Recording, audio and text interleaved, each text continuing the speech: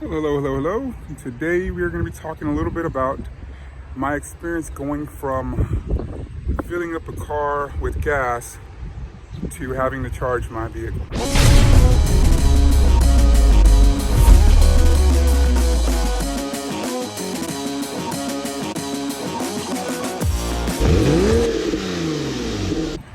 All right, so I'm actually here in Riverdale Park, so that's where I'm at today. And there's a gas-powered car going by, making a lot of whooshing sounds. But anyways, I'm over here in Riverdale Park, and so this is one of the supercharging stations. So these stations, like I said, if you've watched my previous videos, I don't have free supercharging on my car, but usually to charge the car, it's like $10. For 250 miles, somewhere around there, $10 to $15, depending. I've never really done a full charge because you never really get down to like 30 miles. But that being said, I found that there's a lot of free charging stations. There's different shopping centers. There's a grocery store, and I'll show you a little video on that and how you can charge your car for free at some of these charging stations. And so far it's been pretty interesting. I only have the slow charger, the trickle charger, whatever you call it, that comes the mobile charger that comes with the Tesla. And that thing will give you, for me, it's averaging about 3 miles per hour. And this is at home. So I'm plugging it into a regular 110 volt, 120 volt outlet, whichever it is. And so I'm actually in the process of installing a 240 volt outlet into my house. But the thing is, for me, I don't have an electrical panel in my garage, so I'm gonna have to run a cable probably around 40 feet from my basement all the way up to my garage and fish it through. And I already know, because I've seen the other cables, some of the basement is exposed, it's not closed in, so it shouldn't be that difficult thing. I've run cable before, so I'll be tackling that soon. So once I get that, then it shouldn't be much of an issue. But right now, charging 30 miles overnight, especially, lately for some reason I've been having, obviously I've been enjoying driving the car, so I've been going longer distances, and I've had a couple events in Virginia that I've had to go to, and so I've been putting more miles on the car, and all of a sudden I find myself, like last night, I had to go further away than I had expected to, because I thought the event was at one place and it was about 30-40 miles further away. So last night I went out and I came home and I had about 15 miles left on the vehicle. So range anxiety, that's the only time I've really felt it, when I'm driving home at 1 o'clock in the morning, and I know I'm about 30 miles away, and I got about 45 miles left on the charge. So this morning I have to drive to the airport, Dulles Airport, which is about 30 to 40 miles away from my house. And my car only had after charging all night, about 40 miles or 45 miles. So, I'm about 8 miles away from my house. Is a supercharger here. And in an hour, it'll charge the full 250. So today I tried using instead of putting it at 90%, it's going to charge it all the way. So I'm going to kind of see what it's going to charge to, because supposedly the car is 250 miles when it's brand new, but it starts to degrade with time. So I'm going to be testing that out today. But I just want to do a little video, just explaining how I charge the vehicle right now. If you are in a situation where you don't have a garage and you're charging at these stations, and this will give you a little idea of how things work. It's not that big a deal, but definitely it's going to be a whole different story once I have a actual 240 volt charger at home. But until then, I'm just putting up with this right now. And actually today I think we're going to be installing that at my house. I already got the supplies and everything.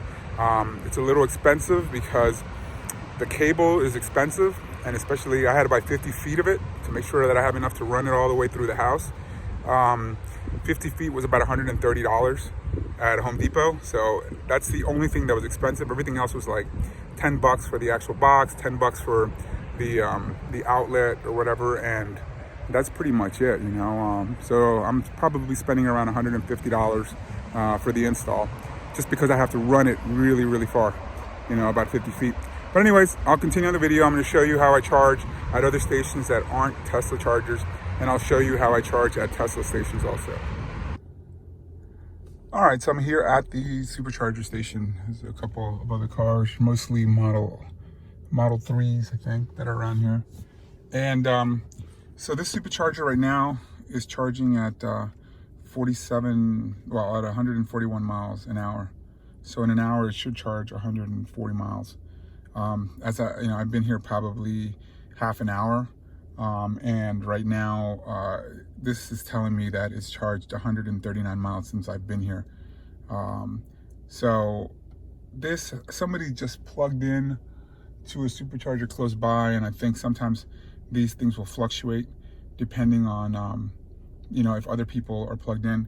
You can see this charger seems to be a little more expensive than some of the other chargers I've been to. So currently it's charging me $13. I think they vary, but this one is at $13 so far. So I don't know. I mean, I may end up going to $20. We'll see when it ends. But currently, I also set this because I'm going to do a long trip to the airport. It's about 40 miles. So I actually set it, and I'm kind of testing to see how far it'll charge. So I actually set that so it gives me a full charge on the battery to kind of see where it's at. So that's what I'm doing now. I'm just kind of waiting. I had a cup of coffee, and I'll go on and you'll see the video where I'm actually charging at a non-Tesla station. Today I am just doing a little quick follow-up on charging my vehicle, and I found a lot of locations that you can actually charge for free, and obviously a lot of the shopping centers, movie theaters, things that you go to now, they have charging stations, and fortunately a lot of them are free. Just so you know, like, I don't have the free supercharging on this car. The way Tesla does it is they offered free supercharging. If you buy it directly from the owner, I think it transfers over to you. But the thing is, if you buy it directly from Tesla, then they deactivate that. So it's kind of interesting. If you buy the car new now, you definitely get free supercharging. There's a lot of free stations out there. Some of them you need the adapter if they're not Tesla.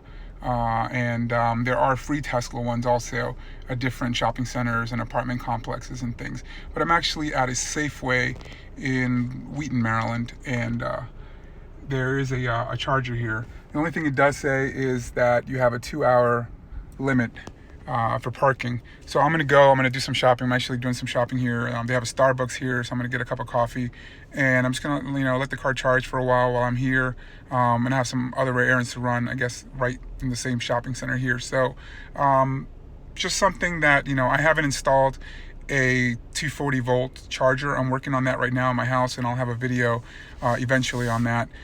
But for now, I'm finding these charging stations. I'm not driving, more than 30 miles a day, so usually it charges overnight. But I have gone to a supercharger one time in order to, I was preparing for a longer trip, like a 30, 40 mile trip. So I went and I supercharged for about $11, somewhere around there. So just doing an update, I guess, on, living with an electric car and having to charge it. And so it's been pretty easy. I'm using an app called Plug Share, and it shows you different places that you can plug in, either the regular 110 volt outlets, or actual charging stations. That's how I found this one. I live near near here, so I had seen it before, but I forgot about it. But PlugShare, it brought it up on a map, and it brought up a couple other free ones. And I'm going to plug it in, and we're going to see how many miles per hour it charges at. So, all right, for this, I'm going to need an adapter. This is the adapter J772, something like that. This is what the Tesla charger looks like. So we're going to plug that into that.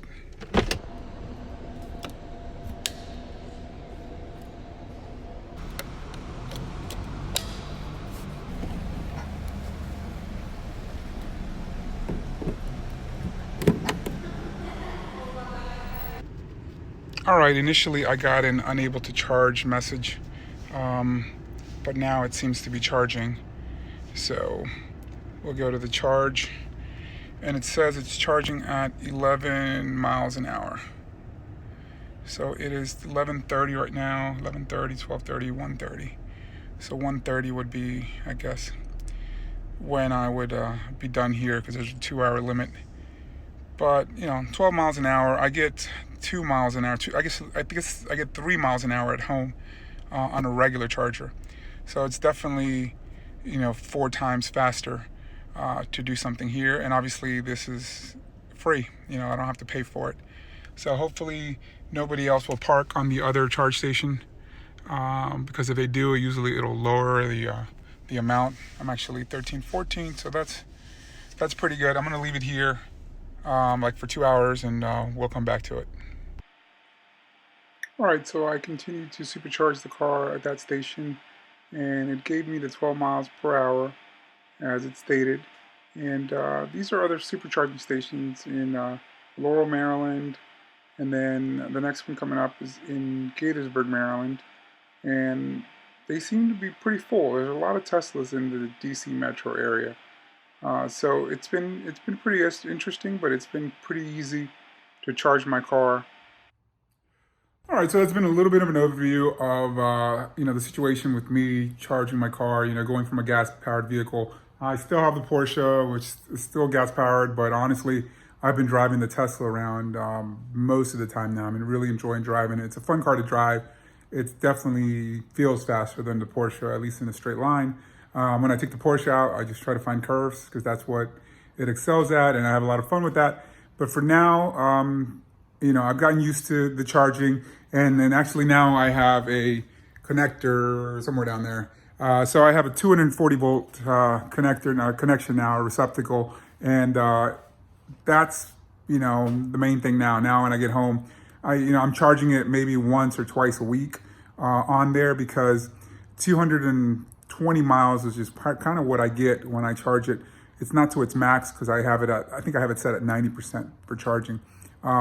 So it lasts me pretty much a week or two. Well, sorry, a couple days to a week. So having that, 240 volt outlet makes a huge difference. And obviously if I have to travel far away, if I have to go to another state, or, a 2 or 3 hour drive, then, I'll be using the superchargers. But for now, it's what I'm using at home. It's super simple, I'm thoroughly enjoying it, and it's something that it's not a difficult thing to transition from, like going from gas to electric. So that's going to be my review today. Just a little, getting to know how this whole transition works, going from gas to electric. Like I said, it's pretty simple, and I definitely recommend it for anybody that's looking to purchase an electric vehicle. But anyways, I hope you enjoyed this video. I hope it gave you some insight on the difference between gas and electric. And if you haven't subscribed already, then go ahead and subscribe, hit the like button, hit the notification bell, and any comments are greatly appreciated. Y'all take care.